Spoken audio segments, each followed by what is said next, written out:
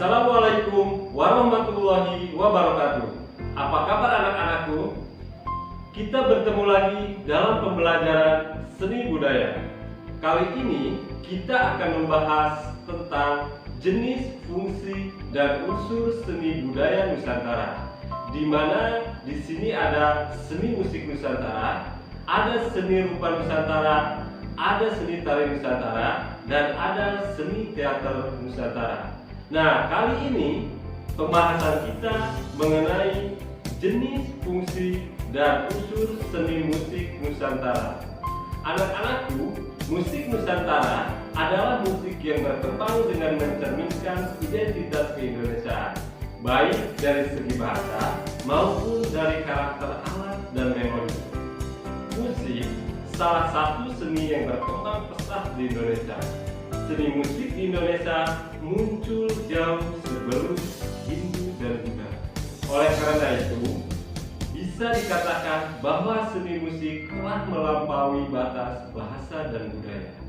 Nah, anak-anak, mungkin kalian belum memahami apa itu musik Nusantara. Jadi, musik Nusantara itu bisa dipahami sebagai sebuah musik yang berkembang di seluruh wilayah kepulauan dan merupakan kebiasaan turun-temurun yang masih dijalankan oleh masyarakat. Nah, musik Nusantara ini dibagi menjadi dua macam, yaitu musik tradisional dan musik non-tradisional, atau kita sebut dengan musik modern. Musik tradisional yaitu musik yang tumbuh adanya tradisi turun-temurun di tengah masyarakat dan dilestarikan sebagai hiburan, kebanggaan, dan untuk memupuk tali persaudaraan. Nah, contoh-contoh dari musik tradisional ini sangat banyak sekali di negara kita. Ada gambang kromong, ada laras madya, ada satanogong, ada musik kuda, dan ada karawitan, dan masih banyak lainnya. Nah, yang kedua, ada musik non-tradisional atau kita sebut dengan musik modern. Nah, musik yang satu ini muncul dan berkembang dari pengaruh musik budaya luar atau negara lain. Contohnya ada musik klasik, musik country, musik jazz, rock, funk, pop, reggae, dan lain-lain sebagainya. Nah, anak-anakku, berikut kita simak contoh-contoh musik Nusantara.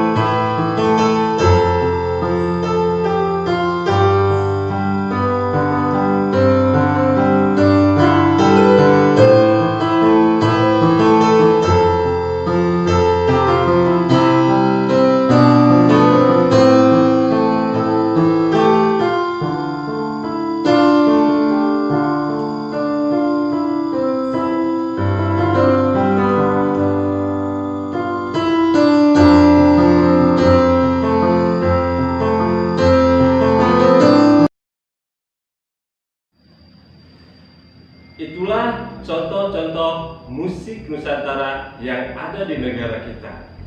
Sekarang kita akan bahas tentang bagaimana fungsi musik Nusantara ini di masyarakat. Yang pertama, sebagai media untuk mengekspresikan suasana hati dan emosi seseorang.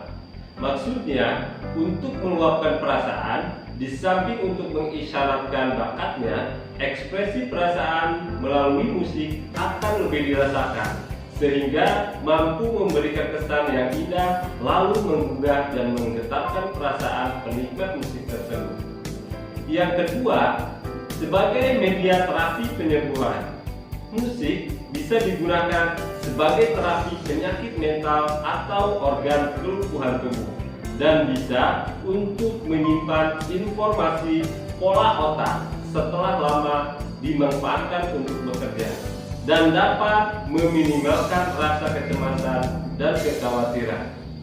Nah, yang ketiga, anak-anakku, fungsinya sebagai sarana upacara. Maksudnya, musik di Indonesia akan selalu berkaitan dengan upacara-upacara tertentu seperti perkawinan, kelahiran, kematian, serta upacara ritual keagamaan dan kenegaraan di beberapa daerah yang ada di Indonesia.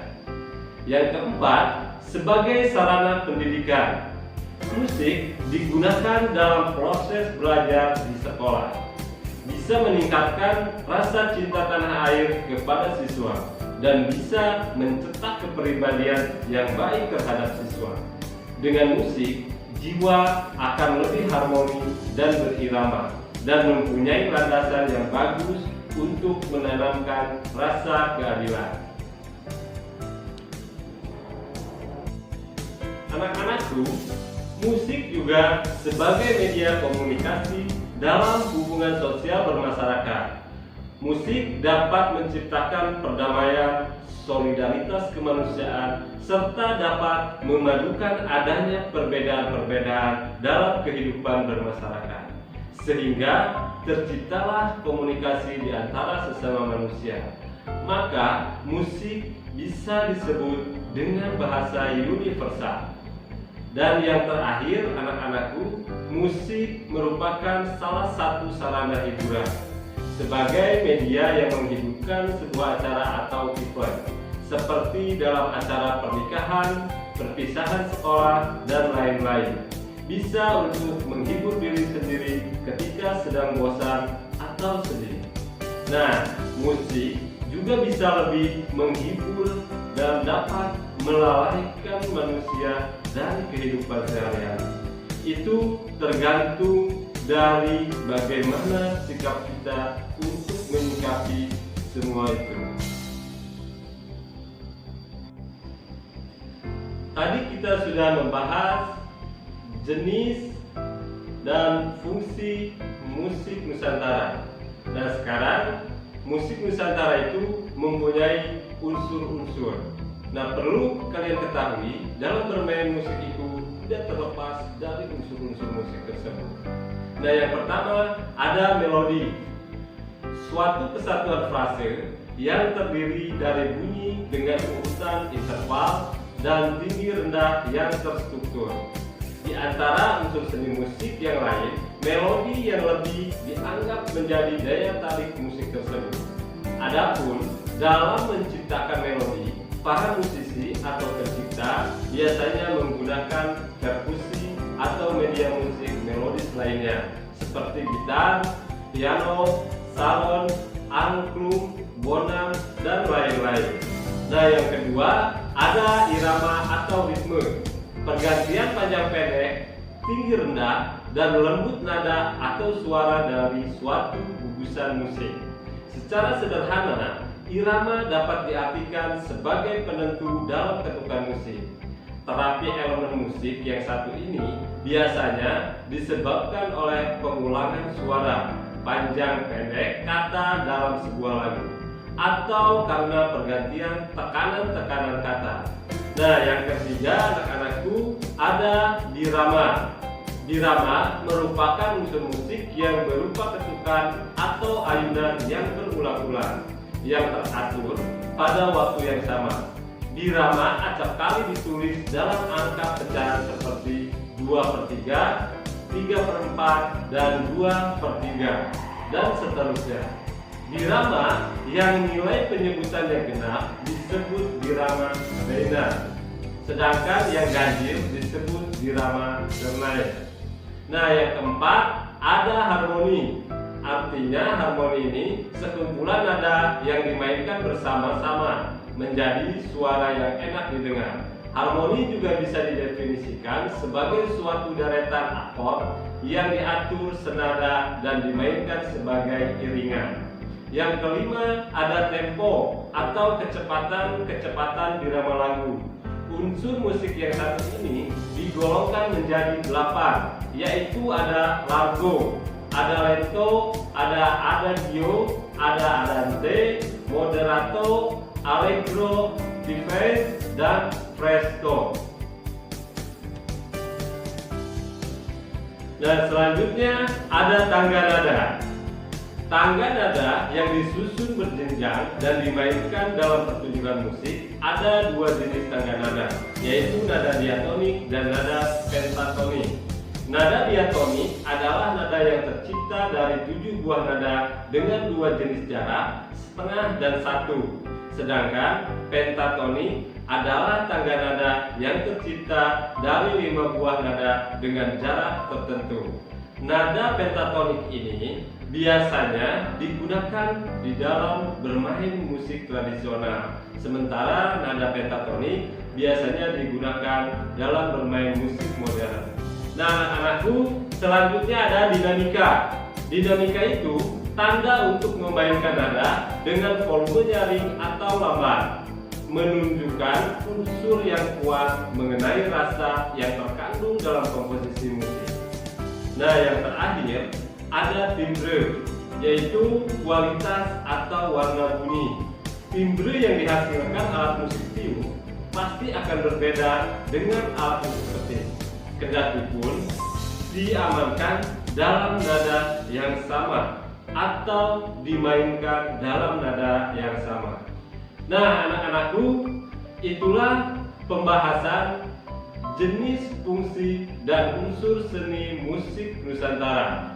Untuk pertemuan selanjutnya, kita akan membahas bagaimana musik Nusantara itu, alat musik Nusantara itu seperti apa, dan bagaimana cara memainkannya.